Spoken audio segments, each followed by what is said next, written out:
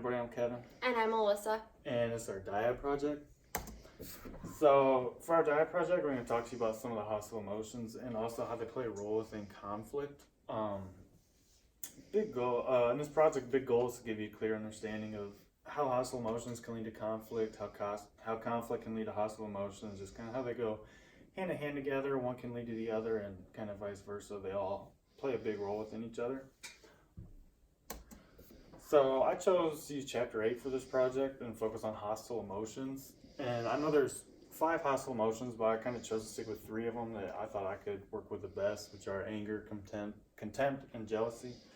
And anger is an emotional response to perceiving that you have been wronged in some way. And I just kind of think of that as, I know in the book it mentioned kind of being cut off in traffic, and I just took it a little bit step farther and just talked about how you can be cut off in traffic, but the anger you get is that feeling you get towards the person that cut you off, how you might want to retaliate, react, and go do things like that.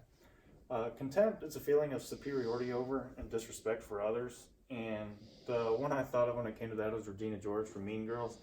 Just because she was always kind of bossing people around, felt like she ran the school. She was always telling people what was wrong with them, how she was better than them, and everything like that. And I just felt like that was kind of a perfect example for that. And also I talked about jealousy, and jealousy is the perception that an important relationship is being threatened by a third party. And just things I think of when it comes to that is just kind of like noticing some of my best friends, they kind of start hanging out with other people, start leaving me out of the loop and stuff. And I guess I feel a little jealousy in that certain situation, and that was just kind of one thing I thought of and how it related.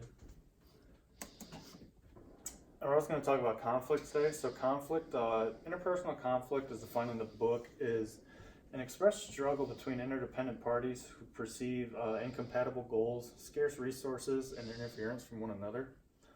So conflict is something that's definitely present when it comes to hostile emotions. And like I said earlier, it'll work in both ways. A small conflict can lead to hostile emotions between two people, and having hostile emotions with another person can also lead to conflict. So it just kind of goes hand in hand. It can go either way.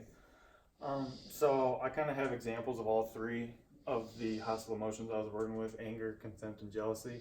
And for anger, I went back to that reaction being cut off in traffic. So the conflict can be after you get cut off, you kind of flag the guy down, drive up to him and flip him off, or try and cut him off again. And that can just lead to conflict. You guys, both people just kind of going at it, getting into a altercation about who's in the wrong, who's in the right, and just conflict all the way.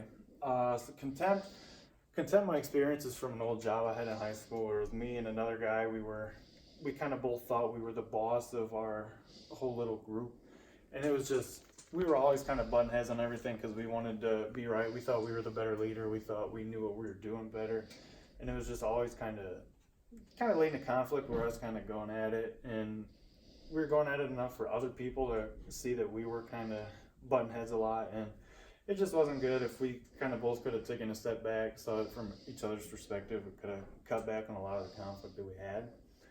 And then jealousy example would just be confronting a significant other about like time they're spending with other people. If you got a girlfriend and she's spending a lot of time with a new guy, and the best way to handle that, just be talk about it, not just sit there and get mad, get jealous about it, and deal it out with them and kind of keep the emotions in check, and that'll keep the conflict in check. So for conflict and interpersonal communication, we kind of wanted to talk about, again, how conflict goes hand in hand with hostile emotions. And in interpersonal communication, conflict and hostile emotions go hand in hand because there's 2 things that people think of and view in a negative way. And to be an effective communicator, it's really important that you understand and not let your emotions get the best of you. And really, because there's no way to go around what you're feeling, but it's important to learn how to control them and learn what you are feeling so that conflicts don't arise from those hostile emotions. And then by controlling those emotions, it can lead to better interpersonal communication and keep smaller conflicts out of the scenario and situation that you're in, because you know how to deal with what you're feeling. And in conclusion, we just want to point out again that hostile emotions and how they're present in conflict kind of go hand in hand, and they go back and forth with each other. And the big takeaway is that by controlling and understanding what your emotions are and how they can be hostile, And not letting them get the best of you can really minimize the conflict you experience in communication.